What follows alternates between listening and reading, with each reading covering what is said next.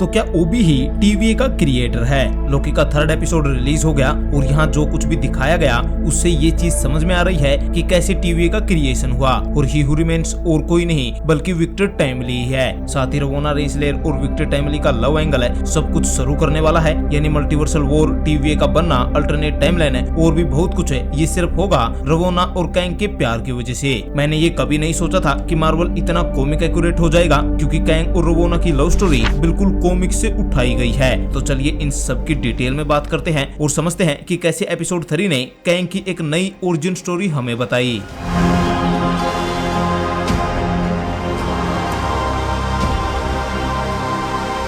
तो रवोना miss minute के कहने पर 1868 में जाती है, वो भी सेक्रेट टाइमलाइन में, और ये अपने साथ टीवीए की हैंडबुक लेकर आए हैं जिसमें टीवीए के बारे में सब कुछ लिखा हुआ है। अब 1868 में विक्टर टाइमली एक छोटा बच्चा होता है, तो रवोना टीवीए की हैंडबुक है इस छोटे विक्टर टाइमली तक पहुंचा देती है। अब आप यहाँ ध्यान दें कि ये बुक पहुंचाने वाला प्लान है ही हू रिमेन्स का है, जिसे मिस मिनट है और रवोना एग्जीक्यूट कर रहे हैं। साथ ही जब छोटे विक्टर टाइमली को हैंडबुक मिलती है तो वो सेक्रेट टाइमलाइन में होता है, लेकिन 25 साल बाद जब विक्टर टाइमली बड़ा हो जाता है और उसने टीवी की हैंडबुक से टैग को बना लिया है, तो वो अब ब्रांच टाइमलाइन बन गई है। यानी रवोना ने हैंडबुक छोटे विक्टर टाइमली को देकर वहां पर एक अल्टरनेट टाइमलाइन बना दी है। ओरिजिनली सेक्रेट टाइमलाइन में विक्टर टाइमली के पास कोई भी हैंडबुक नहीं होनी चाहिए थी। खैर यहाँ एक चीज बार बार मेंशन की गई कि विक्टर टाइमली आगे जाकर ही हू रिमेन्स बनेगा, और ऐसा लग भी रहा है बिकॉज इन दी एंड वो टीवीए में पहुंच गया है। लेकिन यहाँ एक बात सोचने वाली है कि जो कुछ भी टैग टीवीए में है वो सब ओबी ने बनाया है, और विक्टर टाइमली के पास जो भी टीवीए की नॉलेज है वो ओबी के बदौलत है, बिकॉज उसी हैंडबुक से विक्टर टाइमली ने टीवीए का टैग बनाया है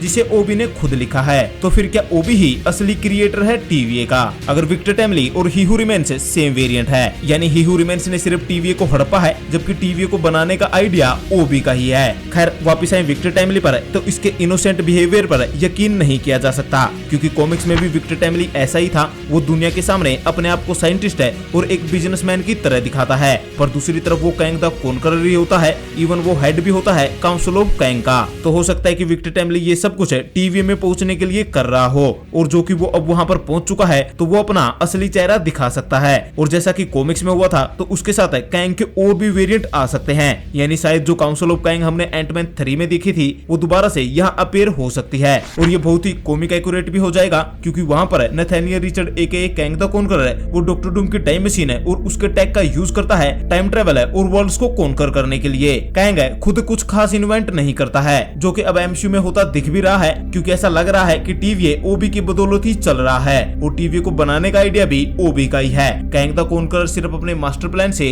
टीवीए के ऊपर रूल कर रहा है। वैसे कॉमिक एक्यूरेसी से ये भी याद आया कि जो लव एंगल विक्टर टाइमली और रवोना के बीच में दिखाया गया है ये कॉमिक से ही लिया गया है। दरअसल कैंग रवोना के पीछे ही वर्ल्ड्स को कॉन्कर करता है और उसी के प्यार में वो कैंग द कॉन्करर बनता है, जहाँ ऐसा लग रहा है कि रवोना की वजह से ही कैंग के साथ कुछ न कुछ गड़बड़ हुई है। आई मीन मिस मिनट जो कि शुरुआत से ही हू रिमेन्स के साथ है, वो जेलस फील कर रही थी जब रवोना और विक्टर टाइमली पास आ रहे थे, यानी मिस मिनट नहीं चाहती कि विक्टर टाइमली और रवोना में प्यार बढ़े। इवन एपिसोड के एंड में मिस मिनट ये बताने ही वाली थी कि आखिर ही हू रिमेन्स है और रवोना का रिश्ता क्या है, क्योंकि एपिसोड 1 से ही ये सेटअप कर दिया गया है कि ही हू रिमेन्स है और रवोना का कोई ना कोई कनेक्शन जरूर था। यानी ओवरऑल हम ऐसा कह सकते हैं कि ही हू रिमेन्स को जब ये पता चला कि वो मरने वाला है तो उसने अपने ही छोटे वेरिएंट को टीवीए का एक्सेस दिया, ताकि वो बड़ा होकर टीवीए को रूल कर सके और इन दी एंड वो उसी की जगह पर पहुंच सके। बस यहाँ मिस्ट्री रवोना रेसलर की है कि वो कैंग के लिए कितनी इंपॉर्टेंट है, या फिर वो उसके लिए कोई श्राप की तरह है। और बात रही मिस मिनट की, जो कि हमारे दिलों की धड़कन हर मिनट बढ़ा रही है, तो अब देखते हैं कि अगले एपिसोड में उससे रिलेटेड हमें क्या कुछ बताया जाएगा, क्योंकि अब ऐसा लग रहा है कि ये सीरीज इस डायरेक्शन में जा रही है